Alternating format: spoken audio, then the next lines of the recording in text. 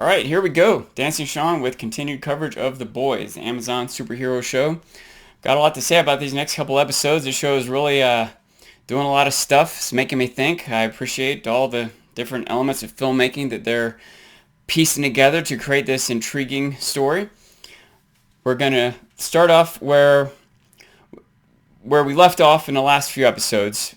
The first 3 episodes were released by Amazon all at once for this season, and I'm glad that I've got some time to process the next few episodes. We had a big reveal of Compound V, which is what the company Vought is using to create superheroes, that they're not born and chosen by God. And we had a big showdown between the boys and the Seven. The boys are the characters trying to show that Vought and the Seven aren't as golden as everyone perceives them to be. And it led to a confrontation between Stormfront and Kimiko's brother, who Stormfront kills, and then a confrontation between Stormfront and Homelander, because Homelander wanted to kill him himself. We see coming up here, in addition to the show generally having themes of identity issues and what it means to be a hero, some parallels to celebrity. We're also seeing the role of fear. We're seeing people being pushed too far. This episode 4, we'll get into it here.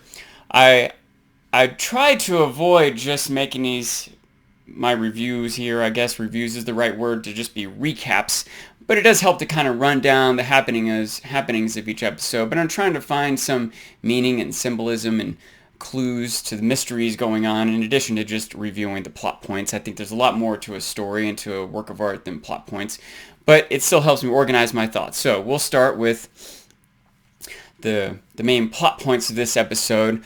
I would say are the boys investigating this character, Liberty. Butcher going to visit Becca, his wife that he thought was dead, but actually has a child by Homelander. And we see these interspliced interviews with women that are kind of odd at first, but we see in the end how it ties together. Throughout the course of this, we see a motif of the power dynamics of the Seven being shaken up. We start off with Frenchie, one of the boys. He is turning to drugs, which it seems like has been a part of his past anyway. And, I can see maybe some reasons people might need it to escape the tough realities of the world or their personal demons.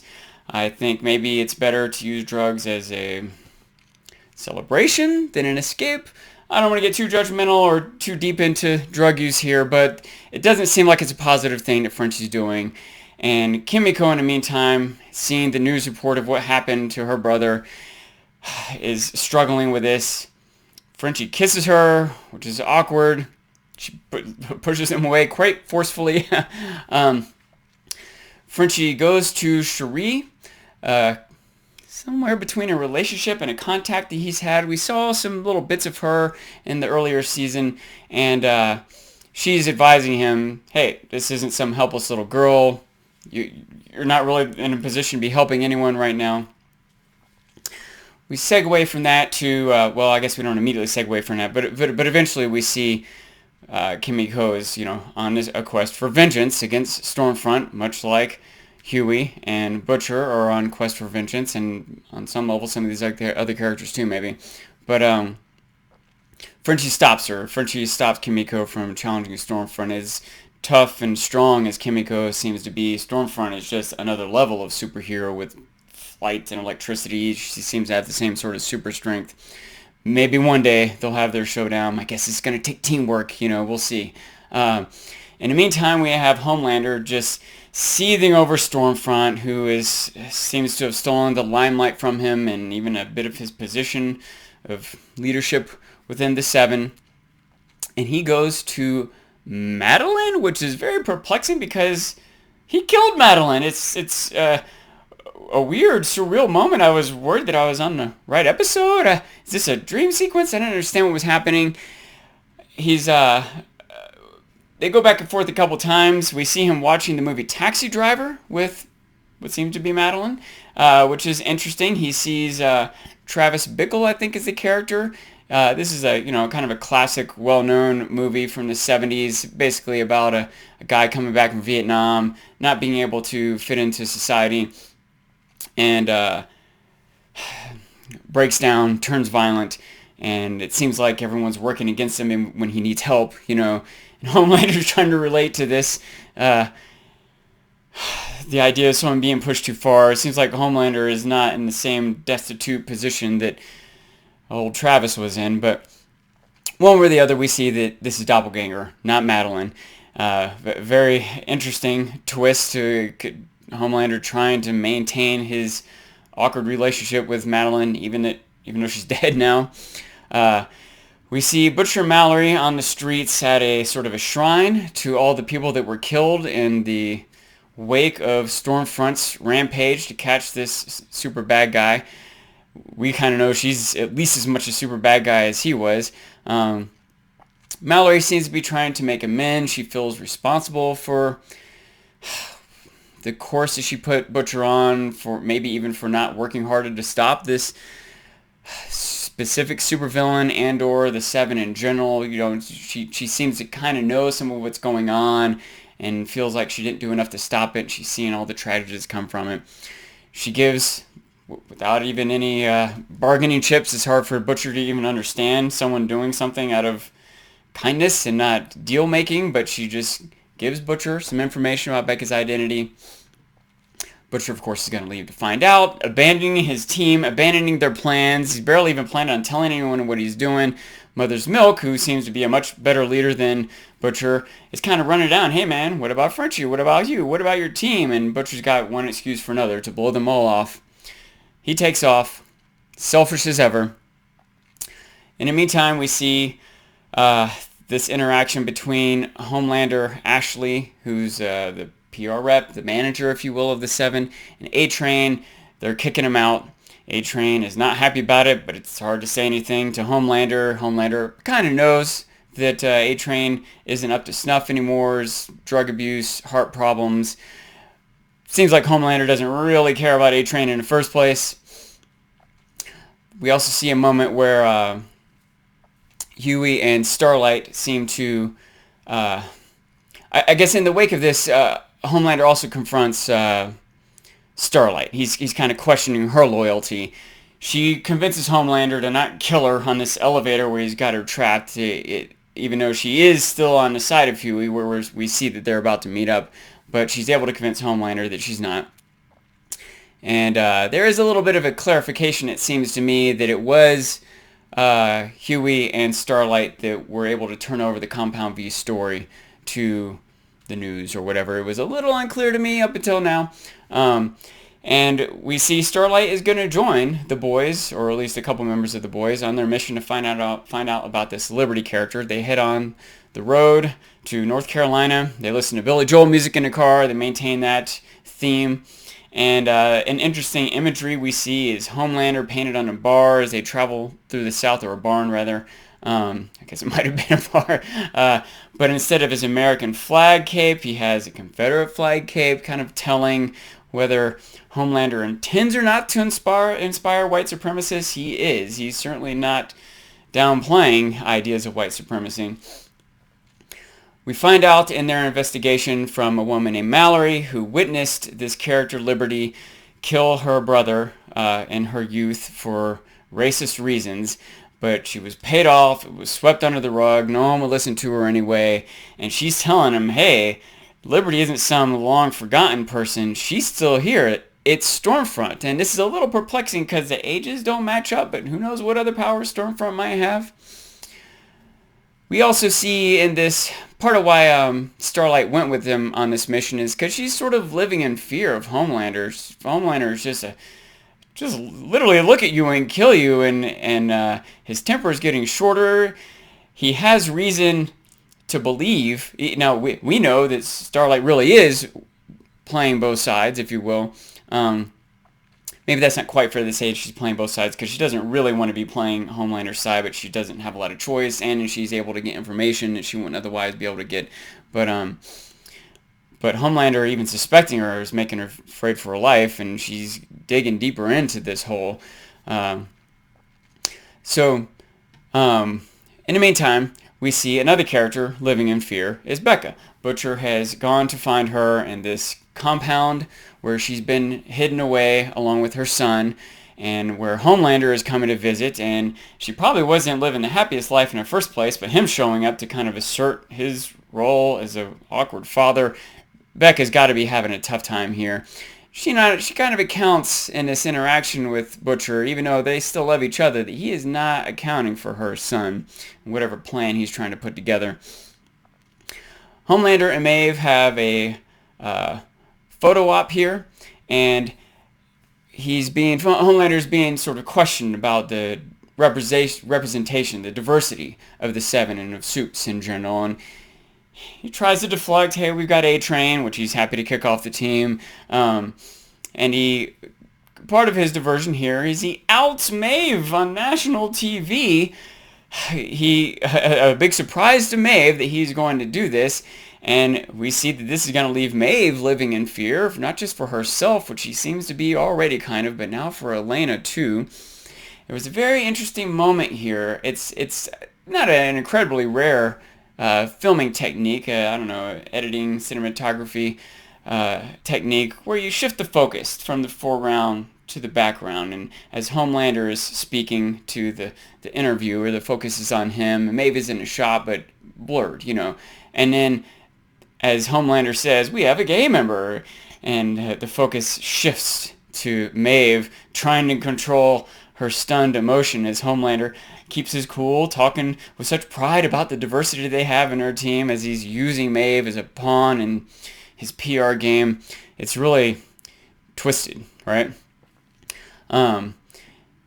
Let's see. In the meantime, Homelander goes to Stormfront. He's still upset about how she is getting the credit. She's pushing the PR. He felt like he had a little moment of his success there, but she's still all over the news with all the positive accolades he's been kind of joked about.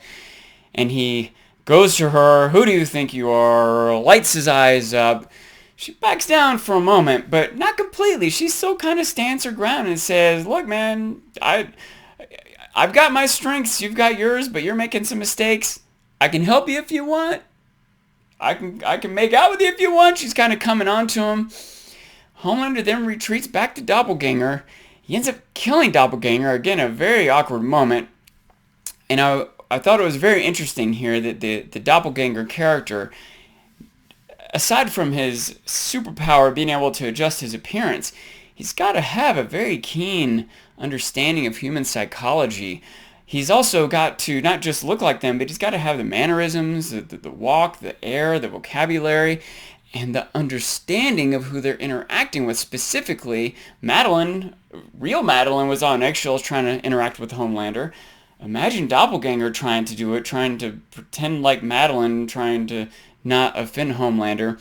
And Homelander is on this new course now. Doppelganger, he just can't do it.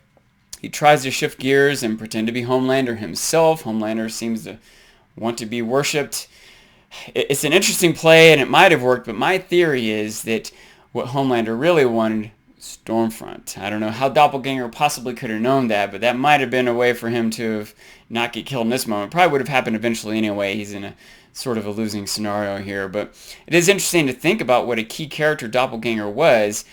He would have known so much about the dirty doings of Vought and had so much knowledge and potential power by where he could go, who he could pretend to be. I will say I appreciate, one, that they put a limitation on his character, and we only find out that this limitation right before he dies, although it makes sense when you flash back that he can only maintain it for so long.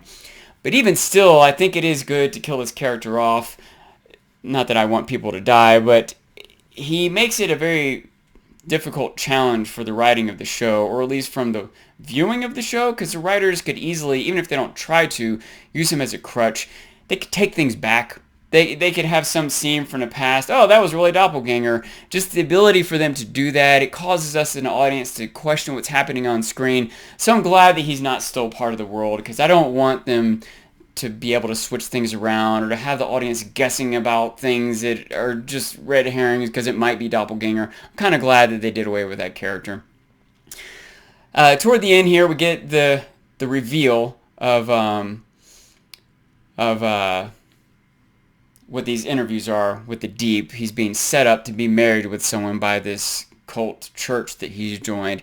And obviously he doesn't really get to pick the person that he wants. And it seems he wouldn't pick the best person in the first place. I guess, who knows who's best for who. But Deep doesn't have the best track record with his relationship decisions. And then we also see that Black Noir visits this character Annika, who I want to point out, she's popped up a couple times before. She seems to be part of Vaught's, I don't know how to say, the security team, investigative agency. That Black Noir goes to see her just as Homelander had and just as Madeline had. And she is, okay, she just has to do what these people tell her to. And he wants to find Butcher, and they do find Butcher. Butcher is just this reckless character. We see it over and over again. I'm going to take a minute here, especially because I've got it right here. He reminds me of Mr. Blonde. This is what Butcher reminds me of. He does thing A, thing B, thing C wrong, irresponsible, reckless, selfish. Then someone else does thing 4 wrong, and it's their fault. It's their fault that crap hit the fan. He is so rarely takes responsibility for things, takes so many chances, is so reckless with his actions and other people's safeties. And then when things go bad, it's someone else's fault.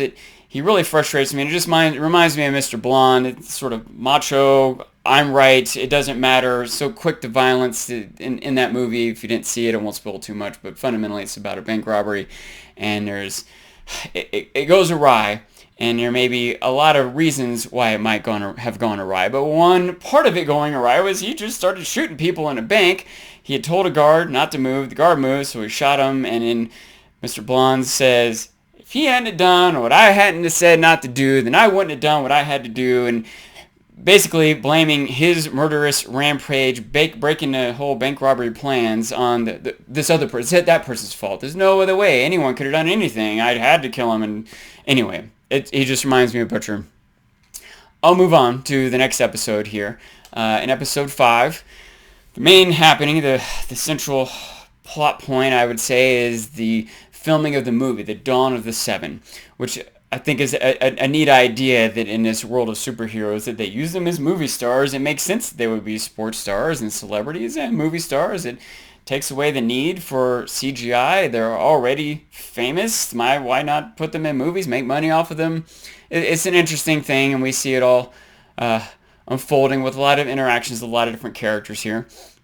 We also build up to a showdown between Black Noir and the boys, and a showdown / alliance forming between Homelander and Stormfront, and maybe some other alliances forming too. In the filming of Dawn of the Seven, I wanted to point out a couple things I noticed here. Greg Gungberg was one of the actors that was part of the filming, and I recognized him from a couple things. He's been in the new Star Wars movies, and he was also in that TV show Heroes a few years ago, which, by the way, as long as I'm talking about it, it's interesting that he's in another hero show. And in that show, I think one mistake they made, I think the first season of that show was really good, but I think they made a mistake of setting themselves up to take things back by having characters that could, I don't know, regenerate and change forms and travel in time, that someone would die in this tragic sacrifice and you would feel moved by it. Then in 3 episodes later, oh, they're back. They didn't really die after all. And it kind of made the sacrifices not as meaningful. It caused me to not believe what was really happening in the plot, so I could just take anything back. And don't want to ramble on that too much, but interesting to see that connection both in my thoughts about Doppelganger and this character who was in that other hero show. Another thing I noticed is that the character, the director, I think his name is Adam, he seems to be a little bit of a recurring character. I'm trying to point out people who are popping up multiple times with lines, and we've seen him a couple times, and he comes up a couple times in this episode. This guy did the voice for one of the characters in Legend of Korra, and I think that's another interesting connection here. Is Aya Cash, I've already mentioned that she was in the show You're the Worst. By the way, this is a You're the Worst Game of Thrones mashup here, You're the Worst roast. In You're the Worst, there was another character who is also a voice actress Janet Varney, who played Korra herself in Legend of Korra. Anyway, I'll move on for net trivia. We see Homelander manipulating Maeve here through Elena. It's so dark. It's so twisted the way he pretends like he's being helpful and really is being cruel.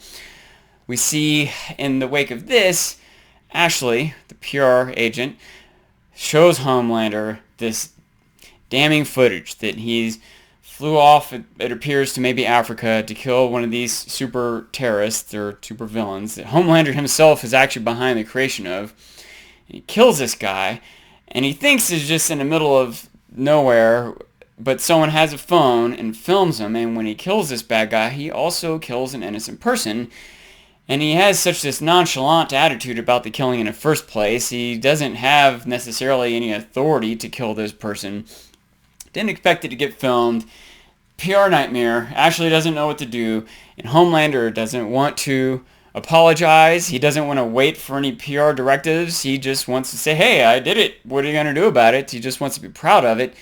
Ashley doesn't know how to handle this. She hardly knows how to handle any of what's going on with the Seven, especially Homelander. Keep in mind, she saw him pretty much murder someone. She's probably started to wonder how many other people, she's seeing his dark side, and she just is trying to not get killed. Imagine pressure at your work. Jeez. So Stormfront offers to help. She's like, hey, I know this PR game. Of course, Homelander's not having it. We cut over to the boys' side of things. We see Butcher being self-destructive. I feel like this is some more nonsense action that we see here. He just goes into a bar, a punk concert, picks a fight. He smashes people's faces in, which in real life would send them to the hospitals with comas and damaged eyes. And it's the same type of thing he's upset that the Seven do. He's upset that the Seven hurt people and don't get in trouble. So then he goes and hurts people, and somehow he doesn't get in trouble either.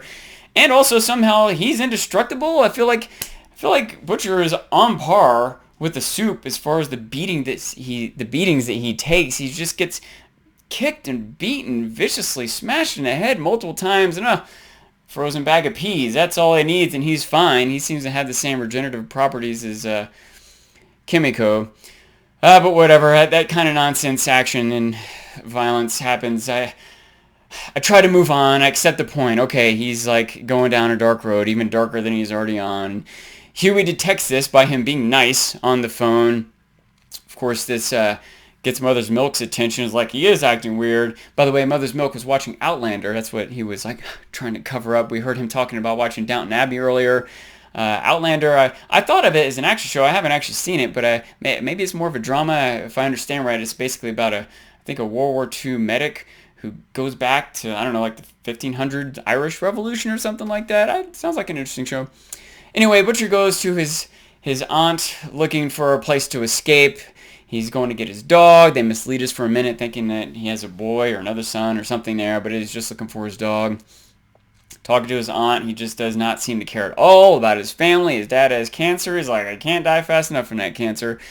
He's just walking down the middle of the street with his dog with not a care in the world. And maybe this is nihilistic. Maybe he's given up. Things don't matter anyway. But it's this typical recklessness that even if he's willing to die, even if he's given up on his mission of revenge, I understand that maybe he's struggling because he went to save Becca and she didn't want to come back with him. He wasn't accounting for her son. She's not leaving without her son. He's just thinking about himself. You got to wonder if he even actually cares about Becca. He just has this mission that he's on. He's not even thinking about why or who else is actually involved in a mission or what it means to them. It's just for himself, And on some level, maybe that's understandable. But as we see, he's going to get other people in trouble. He flicks off the camera like he knows he's on camera when he went to visit the compound where Becca was.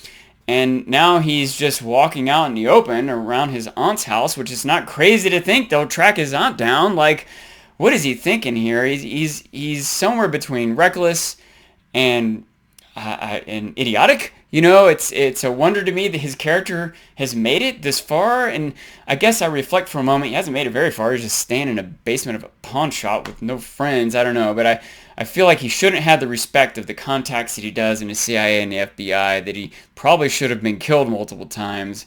His character's borderline unbelievable to me, but I accept him as someone who pushes plot points forward, I guess, but we'll go back for a minute to the side of the 7 and the movie filming.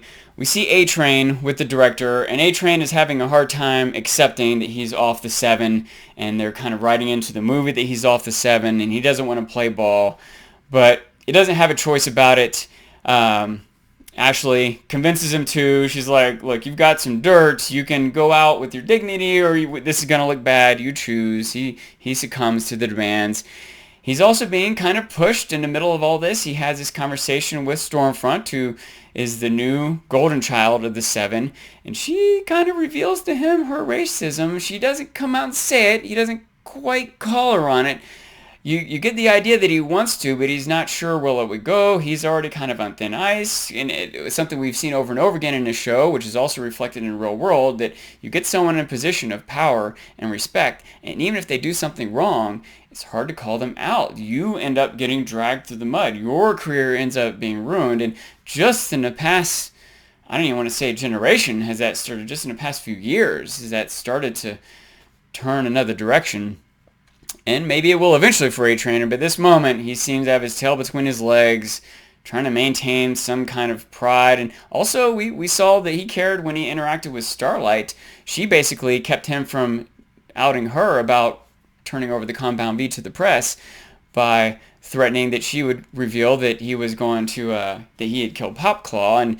And he seemed more concerned about his money and his cars and his reputation than doing the right thing or morality. And it's interesting that, you know, when you do the wrong thing, maybe similar to Butcher, A-Train feels like he's being wronged here, but really A-Train's done a lot of wrong things too. He was involved with the Homelander's ploy to create these super terrorists, maybe just to keep from being killed by Homelander, but at least partly also so that he could get money and fame. Anyway, we see that the Deep is going through, he's gotten his marriage. He does this promo. He's at least seems to be presenting himself as a new person, turned over a new leaf, trying to be a positive force. I want to appreciate that. I believe that if society doesn't have space to forgive people, then society won't grow. I think there needs to be motivation for people to change when they make mistakes. Maybe it's not that simple. Maybe the Deep isn't genuine in all this. Even if he is, maybe it's only because he's being brainwashed, or he has this ulterior motive for getting back on his 7. He'll turn right back to his bad ways. We'll see. Interesting how things are playing out with him. I'm not sure what we're supposed to think about him. We do see this Alistair character that was referenced once before. And in a part of all this, we see Maeve come to the Deep, offering her help. She's like, look, you need someone trustworthy to be on your side. I appreciate your efforts here.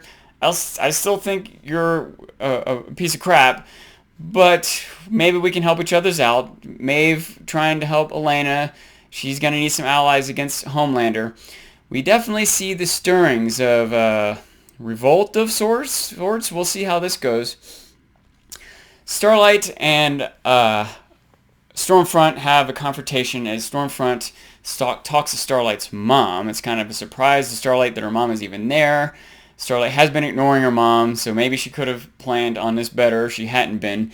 But it is a tough moment, but it does set her up in a later scene with a confrontation with Stormfront. I'll get to that in just a moment, but I want to point out that Stormfront, there's a scene with Stormfront on the phone, and it's kind of out of place with everything else. It doesn't seem quite connected to anything, but they're clearly setting something up. The person on the other end of the phone seems to be some sort of nurse or doctor, maybe. He has, on his uniform it says Sage Grove Center, and she seems to be trying to comfort him about something. They're talking about a kid. He's just a kid. You don't have to look him in the eye. She's like, hey, he's a hero. You know, you got to make sacrifices to advance. So you got to wonder what's happening here. It sounds like it's probably going to be something dark, but we only get the slightest little hint. We hardly really know what's going on there. we move on to Starlight spying on Stormfront. And we know that Stormfront has found out that, we know that Starlight has found out that Stormfront is really Liberty. And it seems like Stormfront has found out that Starlight is the one that leaked the information to the press about Compound V. And when Starlight is spying on Stormfront, she sees in her computer all these messages to Sage Grove Center. So we know something's going on there. We'll see where that goes in the future, but they're setting something up there. Probably something about more experiments to create new soups. I wonder if maybe Stormfront has a child. Like, it's weird because she looks like, I don't know for sure, 30-ish, you know, but she was an active soup who was, you know, maybe only a teenager, but in 1979, she's got to be 50, 60, somewhere. It's hard to piece together how the ages are going to make sense, but it is possible that she has a kid. Not sure. Not sure how this is going to play out, but it's definitely something to pay attention to.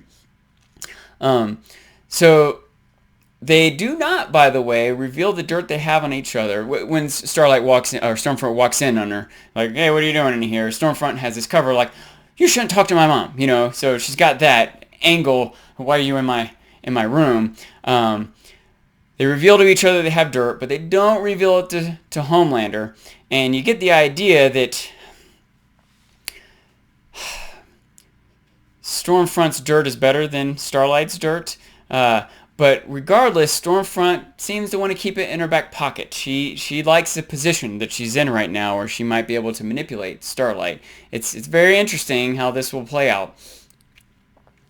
All right, another thing that we see, going back to Maeve, we see this pitch to Maeve and Elena about their presentation to the world as lesbians, or bi, or whatever it is. It seems like the PR people don't actually care. They're just trying to do what they think the public will accept. And that, by the way, this is another shot with Seth, the character that I'm supposing is a potential candidate to be Black Noir. I'm a little more suspicious now because it seems like the timeline we're seeing with Black Noir and the boys in this episode is happening concurrently with what we're seeing with the Seven and this filming, which makes it hard for Seth/Black Noir to be in both places at the same time. But I don't know for sure if they're concurrent. It was a little bit of a stretch for me to think that in the first place, but this is causing me to be a little less certain than I was in the first place. But one way or the other, they do this focus shift again here. They do this focus shift when between Elena and Maeve, when they're pitching to them what they want them to do, and Maeve seems to accept it because she knows that their life is in danger from Homeland. Elena doesn't seem to understand that fully, doesn't want to play this PR game, and they do this focus shift with the two of them. Then we get another scene right after this where Huey and Butcher are kind of having a one-on-one. Butcher's kind of giving up on the world, giving up. Look, man, you guys don't need to save me from Black Noir. I'm done with all this anyway. Huey's not going to let him just give up. And they do this same focus shift between Huey and Butcher as they each kind of reveal their emotional dilemmas with the way the world's going right now, the way their lives are going right now. Then we get again a scene where Frenchie has tracked down Kimiko to a church where Cherie is, and he's a little stunned to see the two of them interacting with each other. He kind of pieces together that the violence that he's been seeing Kimiko do recently is hit jobs that she's getting from Cherie. And as he tries to accept all this, the camera does that same focus shift to just this random old guy in the pews at the church. And maybe that's just random, but I can't help but think after 3 scenes in a row where they use this focus shift that it had some meaning. Whether this guy has some connection to the Seven, some doppelganger-ish character. I hope that's not it. Maybe he's just part of the mob, the Serbians, or whoever are doing these hits. Not sure what's going on here, but I can't ignore that scene. I feel like this show is very careful and does things for a reason, and I wonder if that guy's going to come back into play somehow. So, again, as I said, I feel like the show does things for a reason. We see a character a couple times, as Congressman Newman has been in the news, and now here we have. She has this rally, this anti-Vought, anti-Homelander rally. she clearly seems to be an AOC equivalent. She's a congresswoman. She's kind of young. Homelander shows up and references a dance that she had online. AOC had a dance online. And being confronted with Homelander there, even though she doesn't necessarily know the dark things that he's done, there's a hint of it, this video that we see of him, but she seems to have fear of him. And it was this terribly dark moment. It was this scary moment when he's trying to calm the crowd. He thinks of himself as a hero. He assumes everyone else does. He just can't conceive of people being against him, and seeing it in his face, and he loses it and just unloads his I-beams into the crowd, and I was just stunned. I was sick, and I was like, whoa, this escalated quickly. I couldn't even guess how the show was going to progress after that moment. It only lasted for a few seconds, but I could barely absorb what was happening, and the best I could get in my brain was it's not really happening. This is a dream. It's a movie. This just can't be happening. But I had to convince myself of that because it was believable. They do such a good job of showing Homelander being pushed to the edge that it's believable that he would do this. And that's scary. It was so scary that it turned out to not actually be what happened, but it plants this fear of what could happen, as if Homelander wasn't menacing enough of a character. It already feels like a horror movie when he's already on screen, but it got so emphasized with this moment.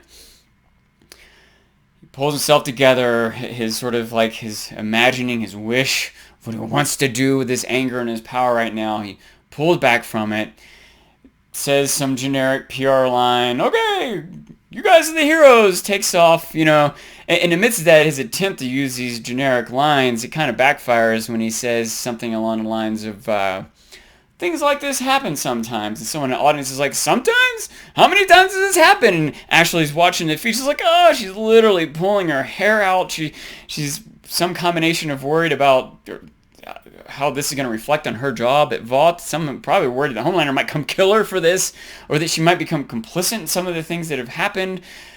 Oh, she's in a tough spot. Talk about living in fear, right? So Homelander has this scene, he gets in privacy, he's kind of breaking down. He's just looking at the response online. He just can't handle himself put in a negative light. He just his ego, his self-esteem, it's so fragile. As powerful as he is, as popular, as famous, he still is so weak on the inside. It's such this irony that he needs to be loved and accepted and idolized so bad. He just doesn't even care about all the potential good that he could be doing, all the potential bad that he has done. He just has this need to be loved. It's so odd, and he's so vicious. It's hard to feel sorry for him. He's not foolish exactly. Like he's made some missteps, but he's definitely clever at the same time. But his pride gets in the way. But he finally sucks it up. He goes to Stormfront. She tells him, all right, I can help. Here's what you do. We make some memes. You're spending all this money. Stop trying to win everyone over. You can't. The fact is there are sides out there, and it's hard to unite them. It's hard to appeal to all of them. I don't necessarily agree with their take. I certainly don't like it, although there's some truth to it for sure. But she definitely is using a tactic we've seen in the world of trying to divide and conquer, I guess, rather than appeal to the mainstream, try to make everyone kind of like you, right? Like Homelander wants 50 million people to love him.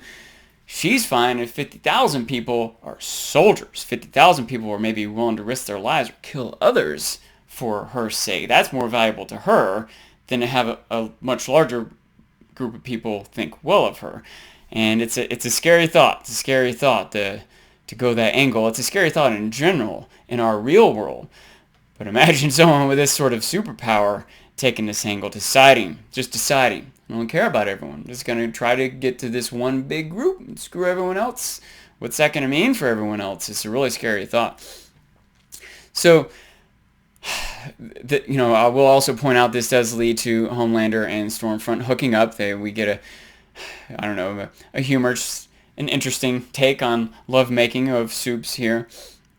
Also on the power dynamics of Homelander and Stormfront. Interesting how she's appealing to him, how she might be able to control him.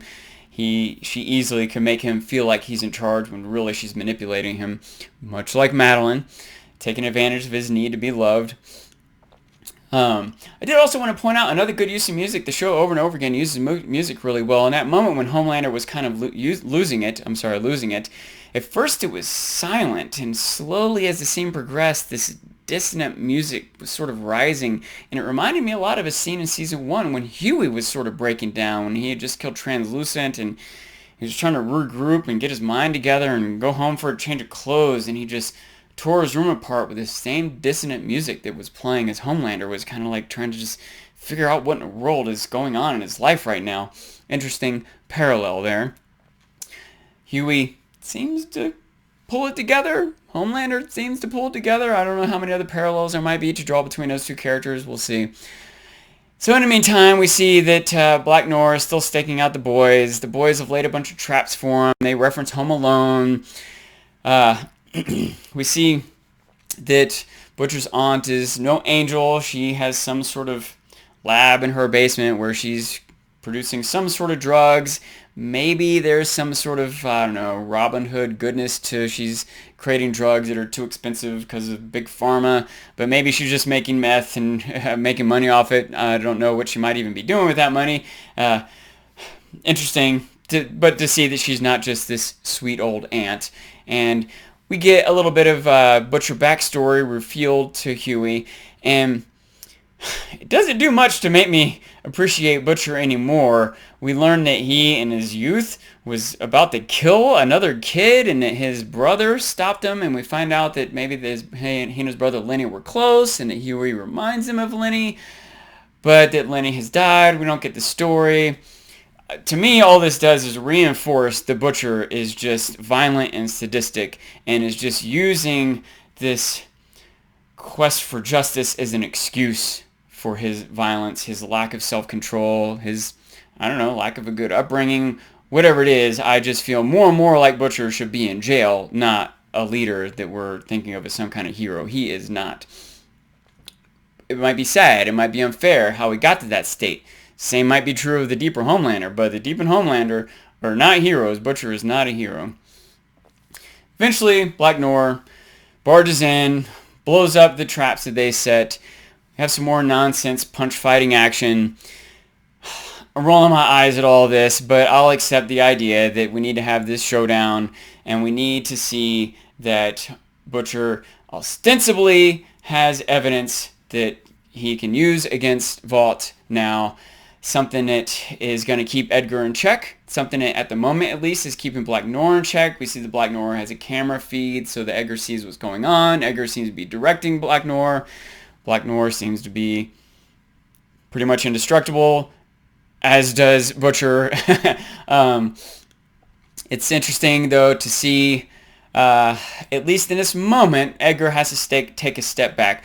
I wonder in the long term how this will go. It seems like Edgar has lots of power. It seems like if he just reveals to the world Homelander has a son and does it under his own terms, it might be hard to control what Becca says or does, but it might not if she's afraid for her life or her son's life. There might be a stick and a carrot there. There seem to be a lot of ways that Vought / the Seven / Edgar can work around this, that maybe right in this moment Edgar couldn't think of something better than, okay, let him go. And that just assumes that that Butcher even has this photo imagery or whatever that he has. It also assumes that the public is going to accept it, because remember that Butcher and the boys, they're terrorists. So I'm not sure how sound this plot line is. I don't know how good this evidence is, and maybe in this moment they don't kill Butcher, but why doesn't Black Noir just escort him everywhere he goes from now on. I don't see how the boys are going to have much of a success or a hideout. Maybe they don't get murdered in this moment, but I don't think they're safe to go back to their hideout. I hope that the writers deal with this better than what I'm worried about right now. We'll see. Even if they don't, it's still an intriguing story. This storyline and many others, there's lots of different things coming together, lots of new things developing. If I understand right, I think the show has already been slated for at least another season. And even though I have some complaints, I am still very invested in it. Hopefully you are too. Hopefully you're invested in my takes on the show. I'm going to wrap this up. I've gone already longer than I really want to for these. And I hope that you subscribe to my channel, Dancingsean on YouTube, and also Dancingsean on Twitter. You can follow me there.